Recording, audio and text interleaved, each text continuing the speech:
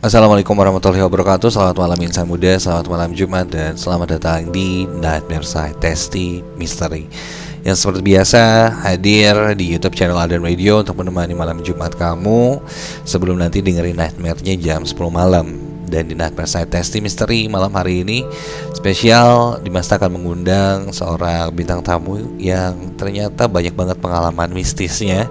Karena memang side jobnya beliau juga berhubungan dengan hal-hal seperti itu. Tapi sebelum itu jangan lupa subscribe YouTube channel Alden Radio, nyalakan lonceng notifikasinya, share, like, dan komen jika kamu suka video ini. Dan satu lagi, jangan nonton Nightmare Side Testy Mystery ini sendirian.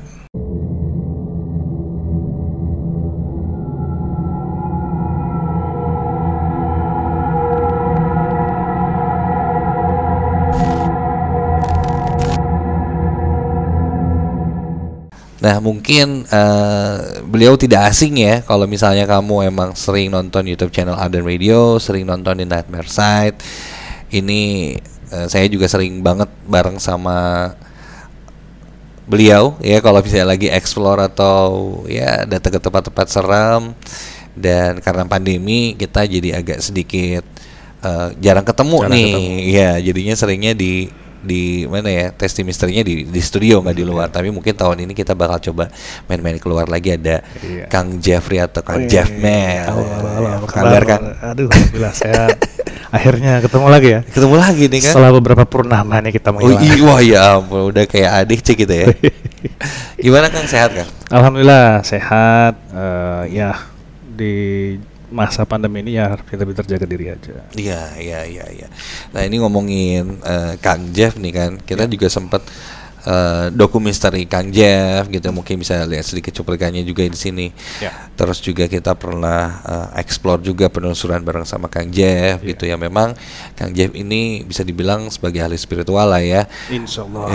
Ya. Banyak yang klien-klien Kang Jeff juga yang ternyata nggak dari Indonesia aja, bahkan dari luar negeri juga ada gitu Kang. Nah pas masa pandemi ini gimana Kang, itu masih ada aja yang konsul atau gimana Kang? Kalau konsul semakin ramai. Semakin kalau ramai misalnya pandemi ini karena sebagian besar untuk klien ya, klien atau pasien saya nggak tahu. Klien mungkin yang lebih sok. Itu kalau di Eropa itu masalah di anxiety. Karena mereka kan lockdown segala macam, jadi tingkat anxiety di setiap negara di Eropa itu tinggi. Jadi mereka butuh healing ya, healing terapi, cleansing segala macam, badaura segala macam.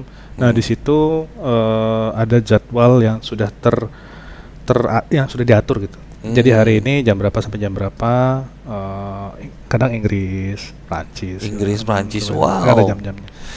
Luar biasa loh itu. Asia Tenggara udah pasti ya. Bisa sampai dapat klien Eropa tuh gimana ceritanya sih Kang?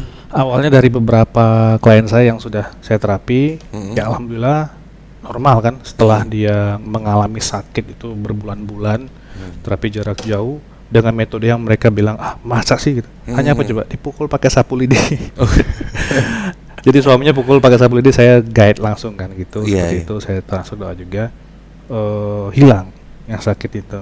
Dan terus ada yang testimoni segala macam di grup-grup spiritual yang orang luar ya. Segala macam. Jadi akhirnya ada beberapa yang ya awalnya emang nggak begitu mulus ya, ada understatement segala macam ya. Tapi setelah saya layani dengan baik gitu kan, kebutuhan mereka seperti apa, ya alhamdulillah sejauh ini jadi nyebar kemana-mana, mereka udah tahu gitu. Berarti ini jatuhnya jadi virtual dong? Virtual, betul. Saat ini virtual. Kayak ruwet virtual gitu. Tapi sebenarnya kalau dipermudah by system. By system lah ya. Video call mungkin ya. Video call kita manfaatin itu. Iya, tapi ya jadi satu pertanyaan juga ketika kasusnya ada di Eropa misalnya, Inggris lah atau Prancis atau di mana itu sebenarnya sama aja nggak sih si gaib ini? Sama di Indonesia atau gimana sih Kang? Pengalaman pertama saya ya, ketika tahu kebutuhan spiritual di sana ternyata lebih tinggi dari kita. Gitu. Dan mereka meyakini yang namanya goib dan segala macam itu tuh lebih dari yang kita lihat sehari-hari di Indonesia. Contohnya nih, ada orang cuman dia posting aja healing, transfer healing sampai berapa jam ke depan, klik yes atau no. Itu yang komen bisa ribuan. Yes. Oke. Jadi kadang ketika mereka ada masalah sama orang tua yang sakit atau apa, langsung posting minta tolong ditransfer energi. Itu orang luar loh. Orang luar. Ya, jadi mereka yakin banget untuk yang transfer energi segala macam itu. Di sisi lain bagus, tapi ya kita harus balance ya. Meet and match itu kan harus balance. Oke. Ya, match-nya juga jalan. Kalau memang sakit ini cek dulu secara medis. Medis nggak ketemu baru boleh cek secara ini. Mereka itu nggak cek dulu secara spiritual. Kalau dari sosok-sosok makhluknya tuh yang ada di sana sama di sini nggak jauh beda tuh gimana sih Kang? Nah, kalau di sana itu kan karena mix semua ada. Mau secara al-hikmah ada, yang black magicnya juga ada. Kalau di England itu paling yang saya alami ya, yang paling ngeri itu voodoo-nya dari Irlandia itu.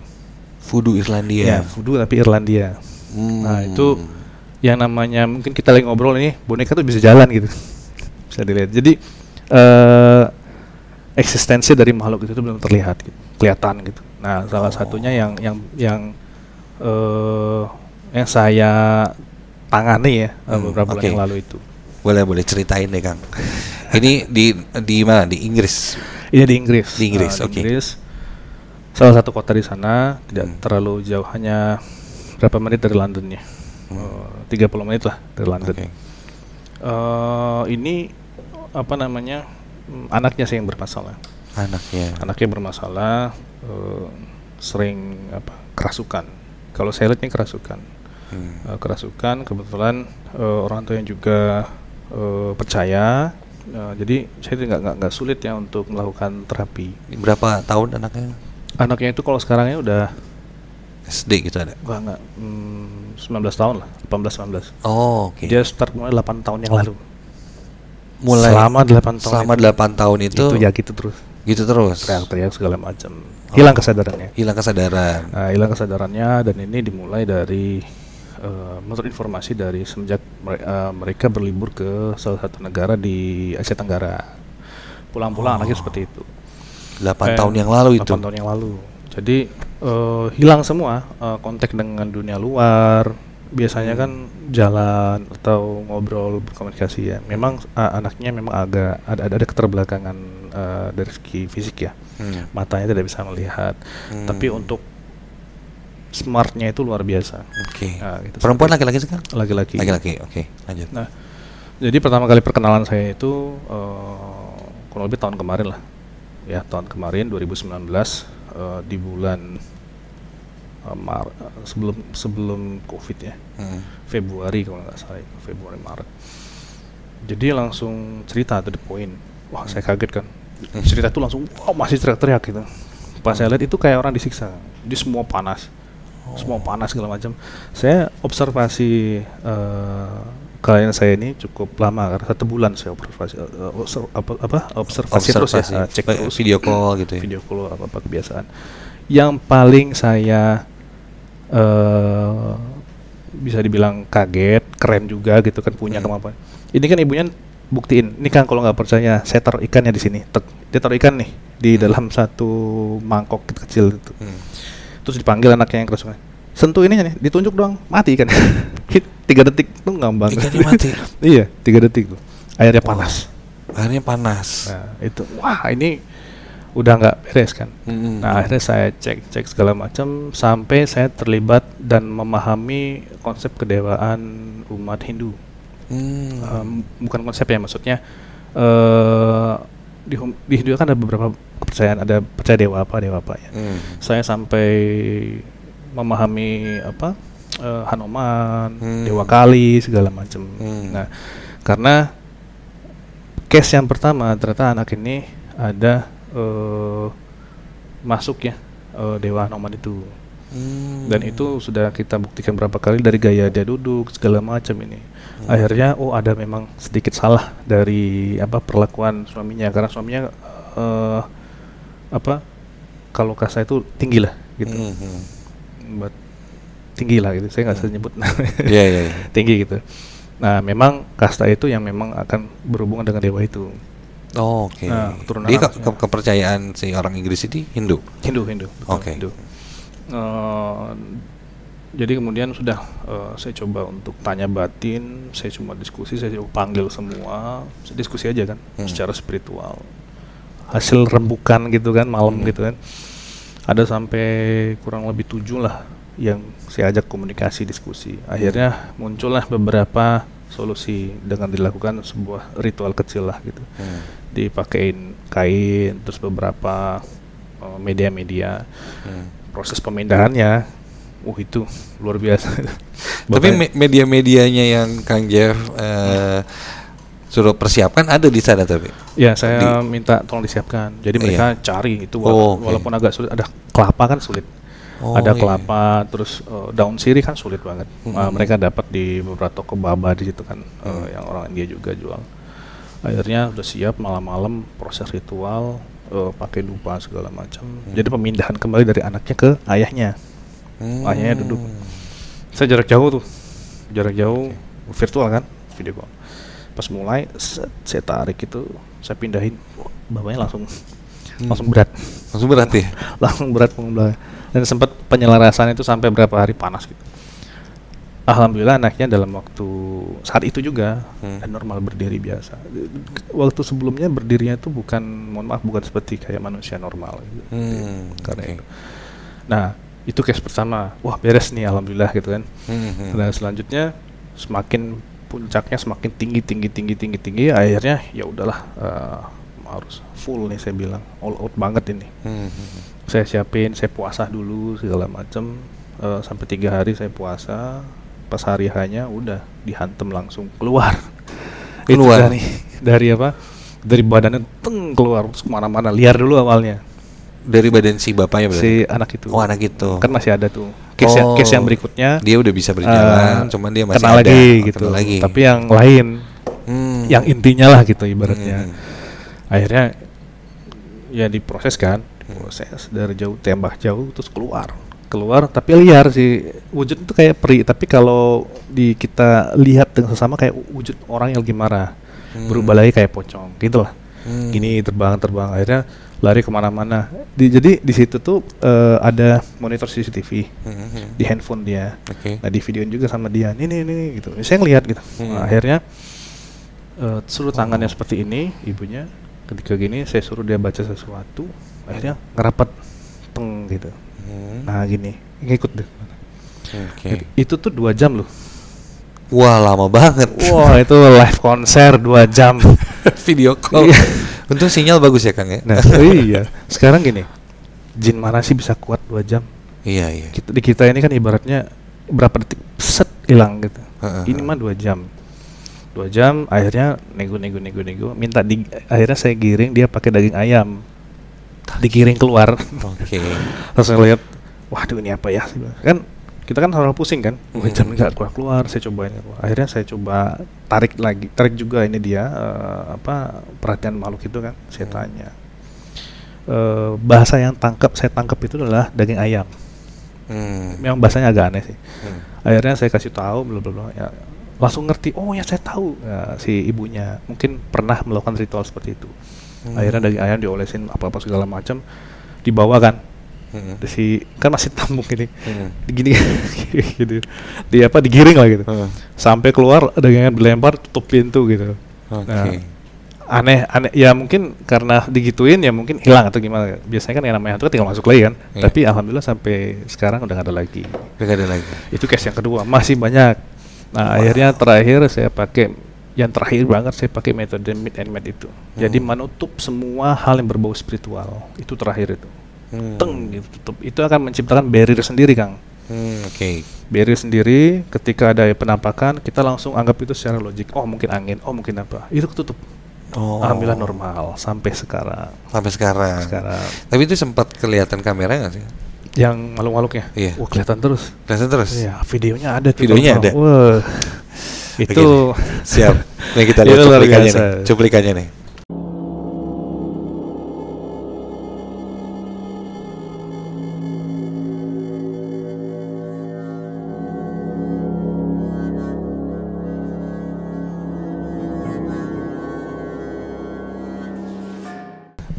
tadi udah nonton cuplikan Ya, video call-nya. seru Tuh, ya. bentuknya kayak pocong. Kayak pocong, Terus tapi menyerupai peri juga. Tapi kalau dilihat terus, itu menyerupai wajah orang yang lagi marah, perempuan, sosok perempuan. Oke. Saya beberapa kali saya perhatiin ini apa sih? Ketika saya lihat dengan seksama gitu kan, oh nggak wujud sosok perempuan gitu. Dari situ ini memang benar, berarti ada unsur-unsur berupa, ya kalau sekarang kita biasa sebut kayak kiriman lah. Oh, memang ada Itu indikasi ke situ ada. indikasi ke situ. Karena kan nggak mungkin tiba-tiba ada. Ternyata pas digali-gali ya memang ada permasalahan lah. Iya. Maksudnya kita kan mikirnya di Indonesia aja gitu ya, yang serem-serem kayak klinik mitos yang gitu-gitulah. Santet, kiriman dan lain-lain, ternyata di luar negeri Inggris gitu loh. Dan pengalaman itu saya banyak ya. Banyak kan. Dan pengalaman juga gini, ketika mereka datang hubungin saya WhatsApp itu, langsung to the point. Saya sepertinya kena black magic. Oh gitu langsung ngomongnya. Kalau di kita kan, saya sepertinya kena sihir gitu. Saya sepertinya kena santet gitu. Kalau dia langsung, can you help me? Saya seperti bahasa Indonesia, saya sepertinya kena black magic. Langsung to the point. Langsung dari Nah, point. jadi kita meluruskan, oh bukan, ini mungkin karena bla bla bla segala macam lah. Oh, mereka langsung mikirnya gini-gini udah langsung black magic. Ya, langsung black magic. Nah, artinya kita bisa menyimpulkan, waduh ternyata kan yang katanya di situ nggak ada atau gimana, bisa dibilang Banyak lebih ya, dari kita. lebih gitu. ya. Mungkin ya namanya berbeda mungkin. Berbeda. Ya, kalau di kita ya ada kuntilanak lah, Betul, ada pocong. betul. Mungkin di sana juga. Betul, beda. Ya, iblis mungkin. Ya ada Atau juga seperti itu. Tapi yang- kalau hantu perempuan sama Sama ada ya? juga. Ada juga ya, Ada gitu ya. Perempuan sama, mereka pun tahu sosok perempuan seperti ini. Cuman saya nggak tahu ya gimana cara nyetingnya. Yang mereka lihat di sana tuh rambutnya lurus. Kalau di kita acak-acakan. Nah, Yeah. saya nggak tahu kenapa bisa seperti itu tuh. Itu oke. mungkin Emang. harus dibahas tuh. Harus ke sana Iya, kayaknya. treatmentnya mungkin beda ya. Harus ke sana terus tanyain langsung. Nah, gitu. Kenapa kok kamu di sini nongolnya rambutnya Iya. bagus gini gitu? Ya, karena saya di rebonding mungkin di situ. Beda gitu. Dan konsepnya pasti sama, membelakangi atau enggak nunduk gini. Gini Oke. diangkat, tangannya agak naik. Pasti gitu ya bentuknya. Sama kayak yang saya lihat di kantor saya itu.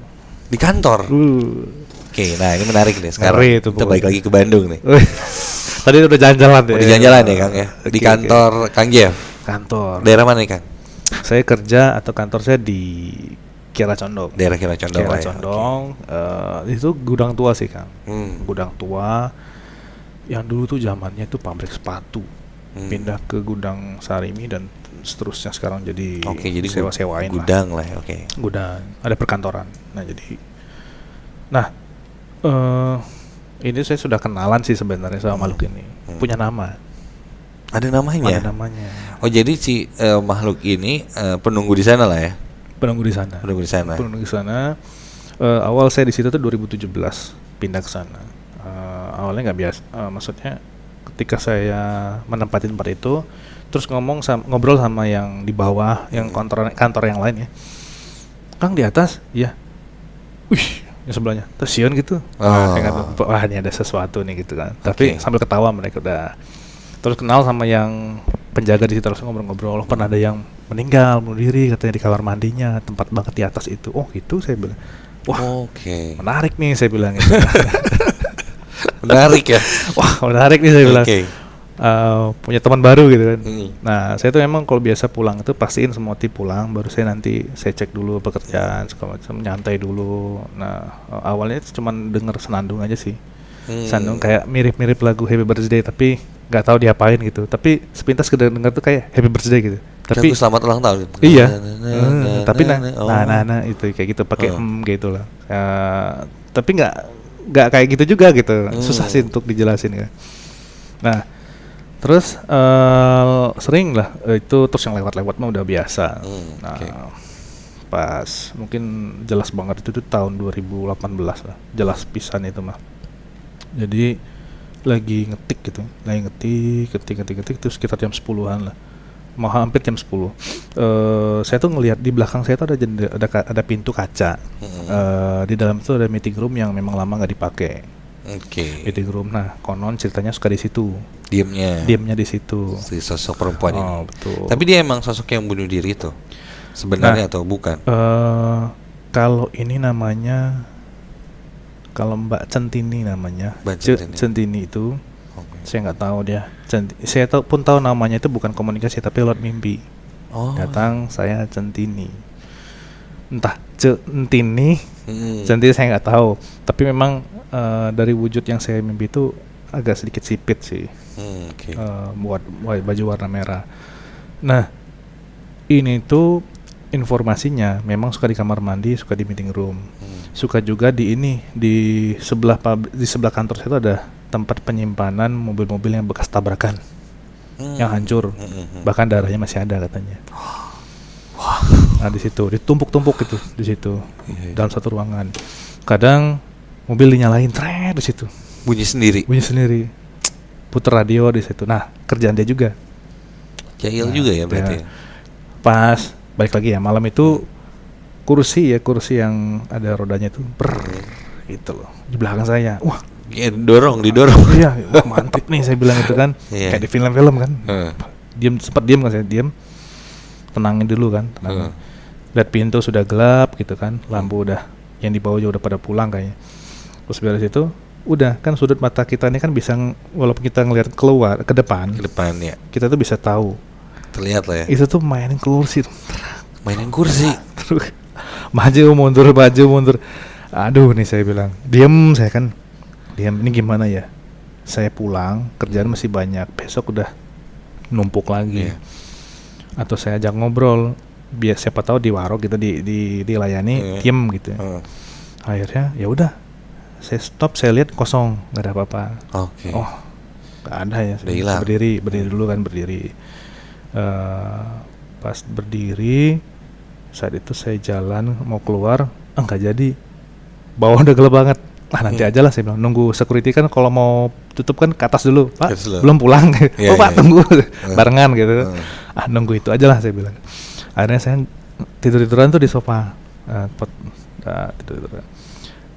Jadi meja kerja itu kan kayak office table tuh, panjang, ada 2 blok gitu.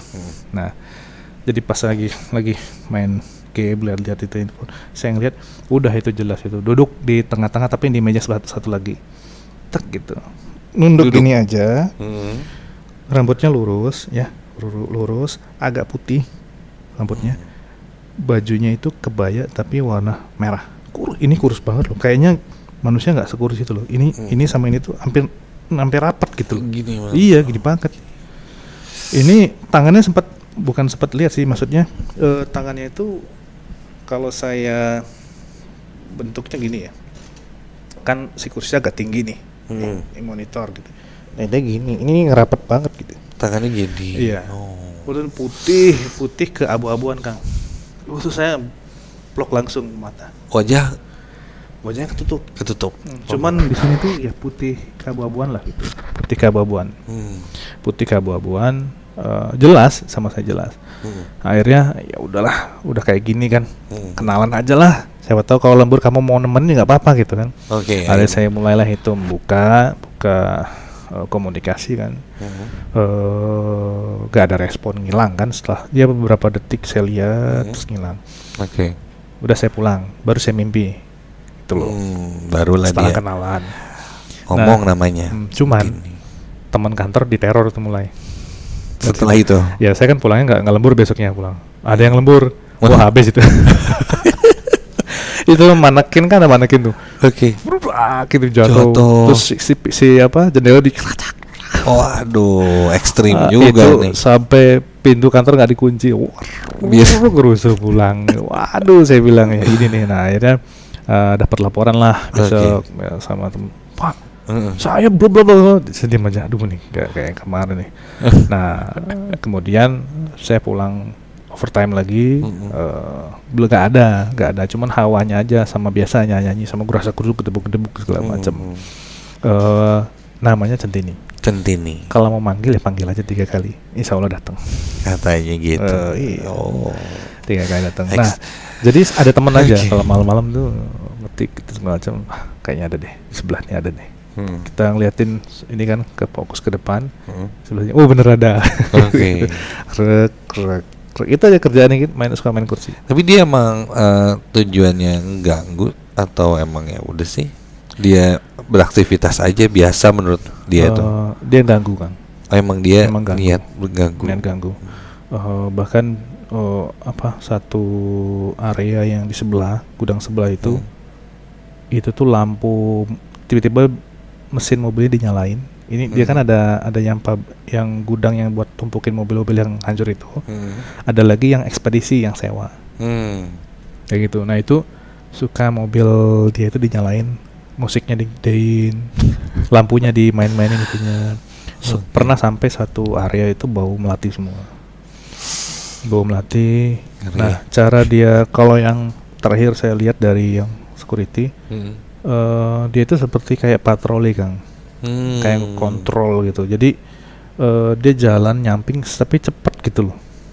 Sat. Jadi bukan kayak kita kalau ke atas tinggal ke atas itu enggak. Jadi per ruangan. Nah, security yang pernah cerita gitu, per ruangan, naik tangga segala macam.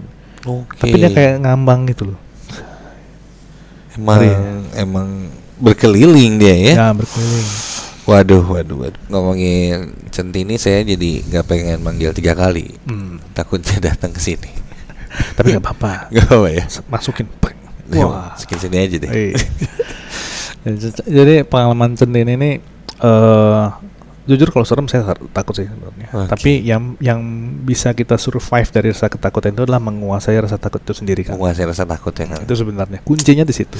Akhirnya ya jadi terbiasa lah. Kayak mungkin kalau saya di Arden sendiri ya ada juga sosok si merah itu, ya kan. Si merah itu yang udah legenda lah, orang-orang udah sering cerita, ada yang pernah lihat, ada ini terus segala macam, sampai akhirnya ya ketika kita ada di dalam sini, ya kita berkompromi aja lah, berteman lah mungkin. Teman, ya betul.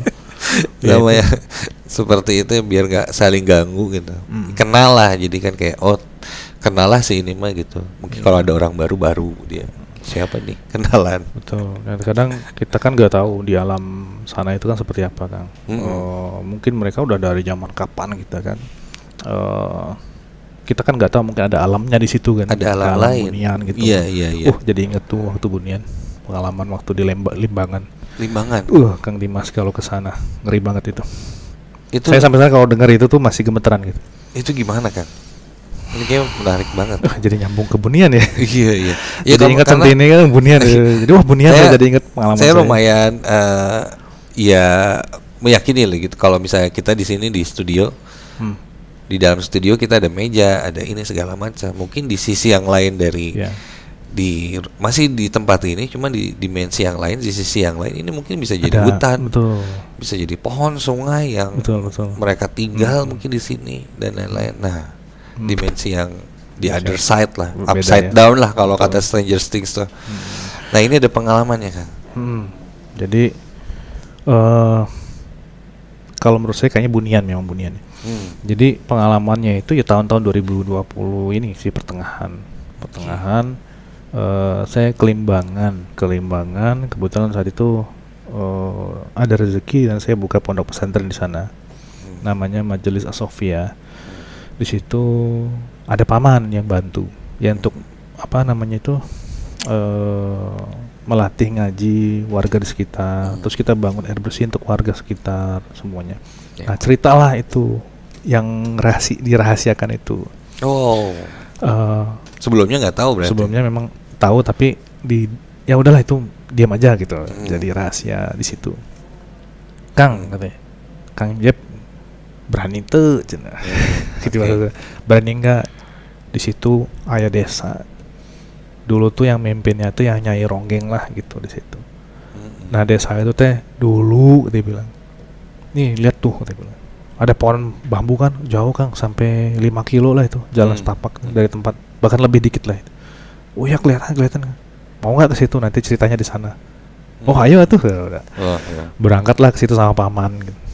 Berangkat, wah jalan setapak, lewatin arus sungai blablabla. Terus ditegur sama yang lagi nyebor, kalau orang sawah tuh lagi nyiram. mereka mana gitu, ke situ, wah udah gitu, sudah mau jam 3 gitu, loh diceritain pemerintah, iya memang kalau di sini mau jam 3 saling ingetin yuk pulang, kalau nggak tuh diteriakin jam 3 sore. Jam 3 sore. Iya. Dari area hutan bambu itu diteriakin, ditipukin apa dilemparin pakai apa batu sawah itu, yang sawah yang keras itu. Suruh pulang. Mau pada takut kan. Akhirnya kita beranikan diri 3:30 masuklah ke situ. Memang ketika saya masuk, saya tuh langsung ngelihat Kang, ada yang sosok putri di depan, tapi besar badannya. Itu pohon atau orang? Gede kan, gini-gini nih. Tinggi, pakai kemben segini. Ini mau wujud ini, saya bilang gitu. Paman pun tahu bahasa Sundanya. Cicing gitu. Diam, jangan ini gitu. Jalan terus, jalan. Masuklah ke situ, ke pondokan. Ceritanya di situ, nyeritainnya. Dulu di sini belum, semakin merinding kan. Karena angin tuh langsung Kang. Angin tuh beda lah gitu. Pas nyampe di tempat itu apa yang Kang Jeff lihat? Yang pertama saya yang di depan itu pohon, saya pikir pohon tapi kayaknya itu makhluk. Karena kelihatan banget. Ya, kukunya kelihatan banget itu jelas. Walaupun mata dan batin itu ngelihatnya berbarengan gitu ya. Wah, itu saya yakin sosok yang jaga di situ. Diceritain lah, di situ tuh ada perkampungan. Kurang lebih ada 10 rumah. Nah, warga sekitar biasanya kalau ngelewatin kampung itu tuh untuk ke kampung sebelah. Itu aksesnya. Itu mau nyebor mau nyiram sawah. Ya, di situ. Nah, di situ tuh tempat biasanya orang kalau mau pesugihan, mau pengobatan, mau pilkada segala macam dari mana-mana ke sana. Ada ketuanya. Desa itu. Disebutnya Nyi Ronggeng. Karena seperti apa saya nggak tahu, disebut juga kampung Nyai Ronggeng. Di situ teh. Nah, akhirnya saya dengerin. Si perkampungan ini dalam satu malam entah gimana tuh hilang. Semuanya, orangnya, rumahnya, yang tersisanya pondasi. Nah, dalam satu malam 10 rumah itu hilang. Tiba-tiba hilang, betul. Yang tersisa hanya pondasi. Ini ketahuan dari mana? Dari warga yang subuh-subuh lewat. Pada kemana? Gitu. Jadi si desanya hilang. Desanya itu hilang. Cuma tinggal pondasi aja. Orang-orangnya juga hilang. Nah, jadi sempat rame lah di situ. Karena mistisnya tinggi, jadi nggak ada yang berani masuk loh. Gitu. Nggak ada yang berani masuk. Bahkan saya nggak tahu ya kenapa bisa beritanya itu lenyap gitu aja. Kalau emang hilang kan bisa dicari kan. Dan kejadiannya emang udah lama Kang. Udah lama, zaman gerombolan dulu lah. Gerombolan tuh udah tahun berapa gitu kan. Nah, saksi hidupnya masih ada. Nah, saya pun ketemu, ngobrol, saking penasaran, saya atur waktu lagi, ketemulah, ceritain semua di situ. Nah, akhirnya pas sore itu ya, setelah saya diceritain, ada rasa, saya tuh kayak yang perasaan tiba-tiba sedih Kang. Sedih dan was-was. Kok saya nih nggak campur aduk lah. Perasaan saya nyuruh saya untuk masuk ke dalam. Paman si pondasi itu masih ada Kang? Masih ada pondasinya. Paman tuh bilang, dah cukup ya, yuk kita pulang. Enggak Om, kita terus aja gitu. Mau masuk ke dalam. Yakin lo gitu, gitu. Udah masuk ke dalam, dia nemenin di belakang. Saya sampai di gundukan tanah agak tinggi lah situ. Saya buka lah itu.